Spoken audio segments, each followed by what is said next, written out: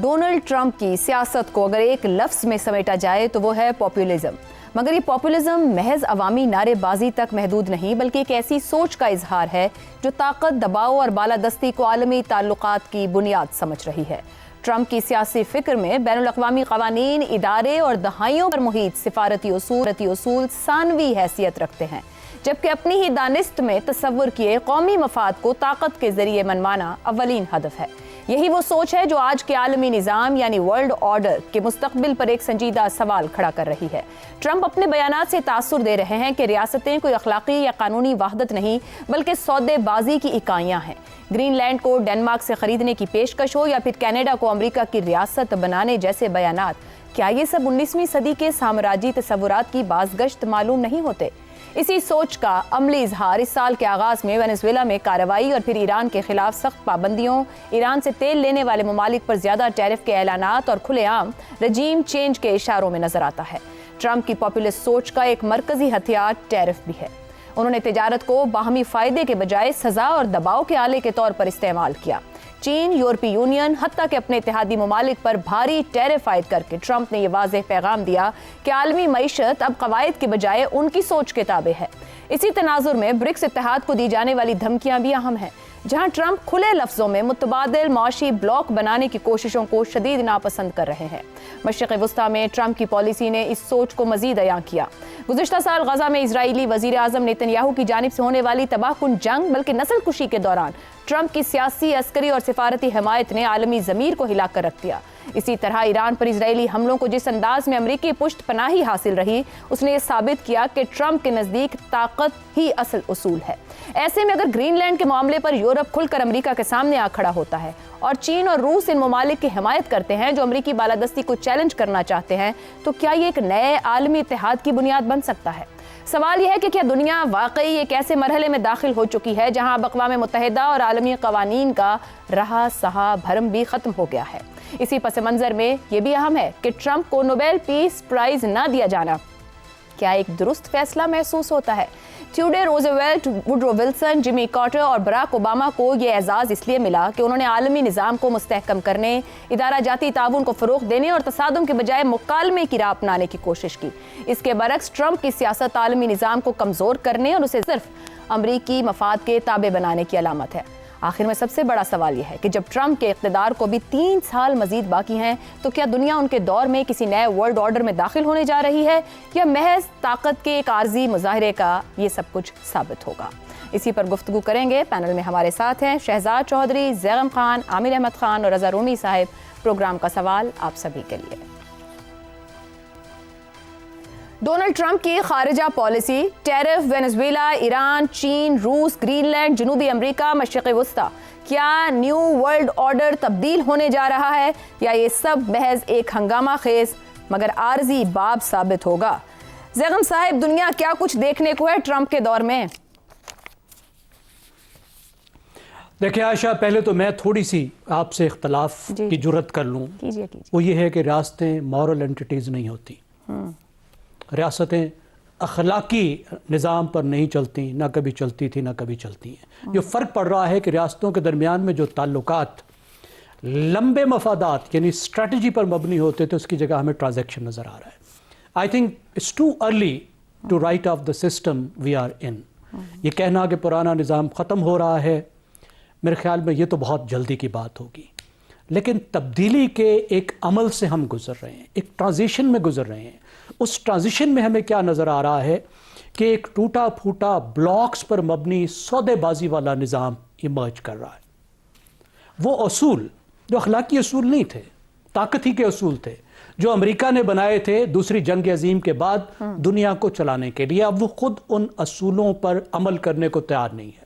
مثال کے طور پہ اس کے اندر ایک فائنانشل نظام تھا، کوئی تجارتی اصول تھے، اس کو چھوڑ کر وہ اپنی مرضی سے ٹیرف لگا رہا ہے، لین دین پر مبنی. اسی طریقے سے ایک سفیئرز آف انفلوئنس ہمیں ابھرتے ہوئے نظر آ رہے ہیں. بہت سے علاقوں میں جہاں امریکہ کی پہلے دلچسپی ہوتی تھی، وہ اپنی دلچسپی کم کر رہا ہے، وہ اپنا وزن کم کر رہا ہے. اور اس کی جگہ ہم نظر آ رہا ہے کہ کچھ علاقوں پر وہ بہت زیادہ اپنا اثر رکھنا چاہ رہا ہے جس طریقے سے ویسٹرن ہیمسفیئر ہے، اور کچھ علاقوں میں وہ اپنے اتحادیوں سے کہہ رہا ہے کہ تم اپنے آپ کو سنبھالو، جس میں ہم دیکھ رہے ہیں کہ جو انٹرمیڈیٹ پار ہیں، جو درمیانی قوتیں ہیں، ان کی اہمیت بڑھ رہی ہے۔ جیسے پاکستان کی ہمیں اہمیت بڑھتی نظر آئی، ٹیرف کو ہتھیار کے طور پر وہ استعمال کر رہا ہے۔ میں نے آپ کو بتایا WTO جو ہے، جو بنیادی طور پر یہ طے کرتا تھا کہ کتنے ٹیکس کون لگائے گا، اس کو اس نے پیچھے چھوڑ دیا۔ اب کیا امریکہ کی اہمیت واقعی کم ہو جائے گی؟ کیا چین اور روس اس کو چیلنج کر پائیں گے؟ اس کے فی الحال کوئی آثار نہیں ہے، کیونکہ یہ نظام بہرحال امریکہ کی طاقت پر کھڑا ہے نا، کیونکہ امریکہ کی جو ملٹری ریچ ہے اور جس طریقے سے وہ اپنی فوجی طاقت کو پروجیکٹ کر سکتا ہے پوری دنیا میں، اس طریقے سے کوئی پہلی بات کر نہیں سکتا، دوسری بات کرنے کو تیار نہیں ہے۔ اگر چین کے پاس فوجی طاقت ہے تو اس کو وہ پروجیکٹ کرنے کو تیار نہیں ہے، اور سپر پاور وہ ہوتی ہے جو طاقت دکھاتی نہیں ہے، طاقت کو استعمال بھی کرتی ہے۔ تو امریکہ صرف طاقت دکھاتا نہیں ہے، استعمال بھی کرتا ہے۔ چین نے آج تک اتنے عرصے میں، دہائیوں میں کوئی جنگ نہیں لڑی، آخری جنگ اس نے ویتنام کے ساتھ کوئی 70 کی دہائی میں ایک چھوٹی سی جنگ لڑی تھی۔ دوسری بات، امریکہ کا ایک فائنانشل سسٹم ہے، ڈالر پر کھڑا ہوا۔ زیغم صاحب، قطع کلامی کی معذرت، اسی پر سوال ہے۔ آپ نے فائنینشیل سسٹم کی پہلے بھی بات کی، جسے میں جب میں کہہ رہی ہوں کہ وہ ٹیرف کو استعمال کر رہا ہے دباؤ ٹیکٹک کے طور پر، ٹیرف کی دھمکی دینا، یا بھی برکس کو یہ کہنا کہ آپ نہیں کھڑے ہو سکتے اپنے کسی فائنینشیل سسٹم کے ساتھ، کیا اس بات کا اعتراف نہیں ہے کہ امریکہ کو خوف ہے اپنی معاشی اجارہ داری کے ٹوٹنے کا یا ختم ہو جانے کا، یا پھر مجموعی طور پر اپنی اجارہ داری کے چلے جانے کا؟ دیکھیں، امریکہ نے اپنے فائنینشیل انٹرسٹ کو، خاص طور پہ ڈالر کو پروٹیکٹ کرنے کے لیے بہت سی جنگیں پہلے بھی کی ہیں۔ یہ اس کی ایک ریڈ لائن ہے، کئی ملکوں پر وہ چڑھ دوڑا ہے، اور ڈالر کو وہ آج بھی پروٹیکٹ کرنے پر اتنا ہی پرعزم ہے جتنا پہلے تھا۔ یہ چینج نہیں ہے۔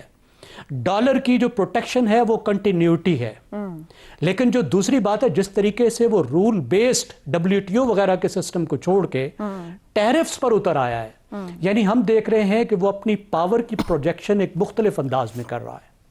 اپنی پاور کی پروجیکشن تو کر رہا ہے، لیکن جو ٹولز، جو طور طریقے وہ پہلے استعمال کرتا تھا، اس کی بجائے مختلف کر رہا ہے، اور ٹرانزیکشنل انداز میں کر رہا ہے۔ یعنی پہلے اس کے لانگ ٹرم اسٹریٹجک تعلقات ہوا کرتے تھے، وہ بہت اہمیت دیتا تھا ان اسٹریٹجک تعلقات کو۔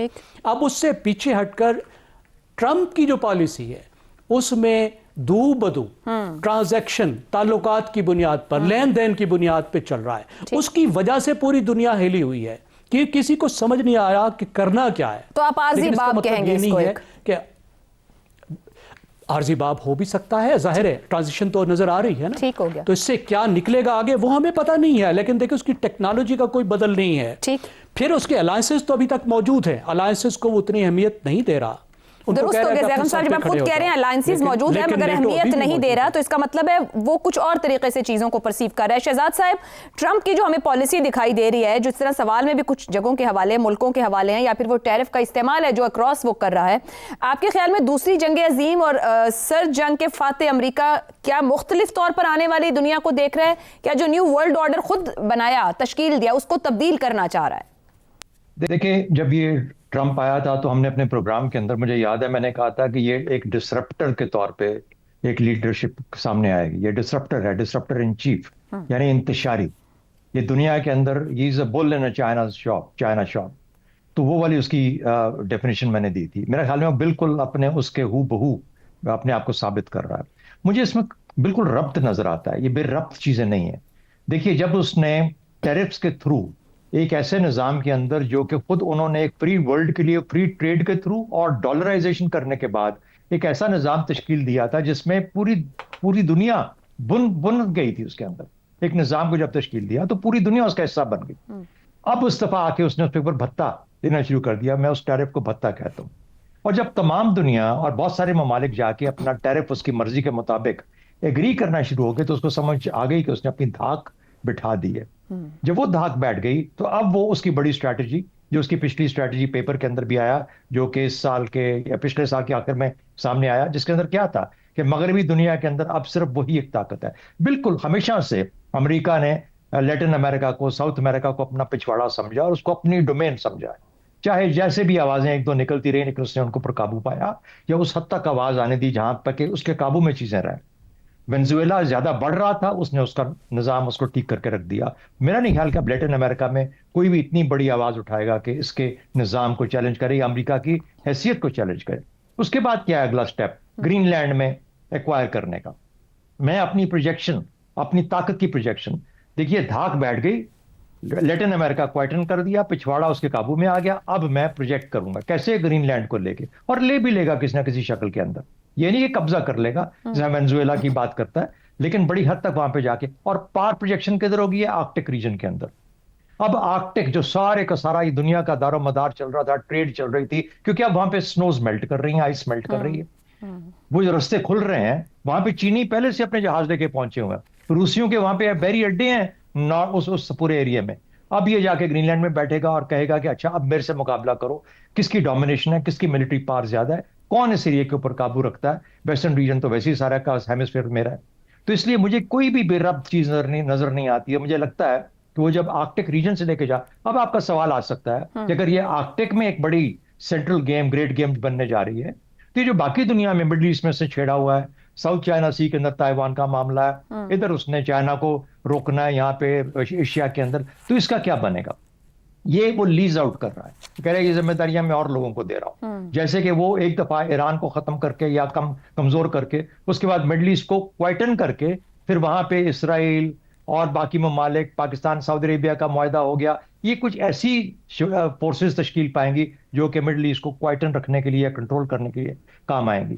ایک تو یہ اس کی ایفرٹ ہے. دوسرا, چائنا اگر آلریڈی انوالوڈ ہے اور لمیٹڈ, جیسے امریکہ جتنی ملٹری پاور نہیں ہے اس کی, ہم کہتے ہیں super power, economic super power, not a military super power.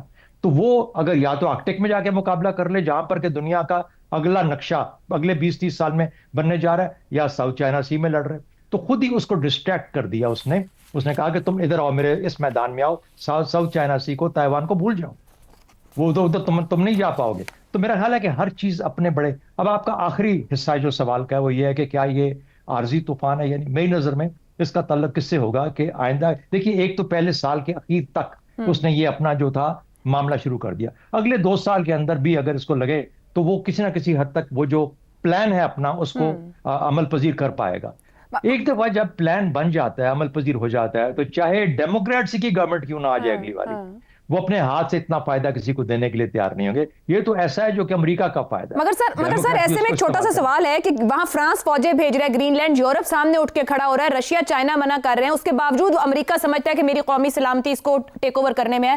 دنیا کوئی رد عمل نہیں دے گی. وہ سپر پاور جو خود کو اتنا کمزور سمجھ کر بہت جگہوں پر حملے کر رہی ہے, اس کے سامنے کوئی بھی نہیں کھڑا ہوگا. فرانس میکرون ابھی میکرون کا سب سے پہلا مسئلہ یہ ہے کہ اس کی اپنی سیاست اپنے ہاں مضبوط نہیں ہے. وہ کیا فیصلہ کر پائے گا؟ وزیر اعظم اس کا جو ہے وہ عارضی سا ہے, اس کی گورنمنٹ اپنے طور پہ ابھی مضبوط نہیں ہے, وہ کیا فیصلہ کر پائے گا؟ نمبر 1. نمبر 2, یہ سب بڑے سیانے ہیں, یہ آپ کو دکھائیں گے کہ ہاں ہم یوں کریں گے, ایسا کریں گے, لیکن یہ گرین لینڈ کے اندر وہ یہ نہیں کہ جا کے وینزویلا کی طرح فوجیں بھیجے گا, قبضہ کر لے گا. یہ خود ہی آپس میں مل ملا کے بات کر لیں گے, اور امریکہ کو جتنی چاہیے, جتنی اسپیس چاہیے امریکہ کو وہ دے دیں گے اس گرین لینڈ کے اندر.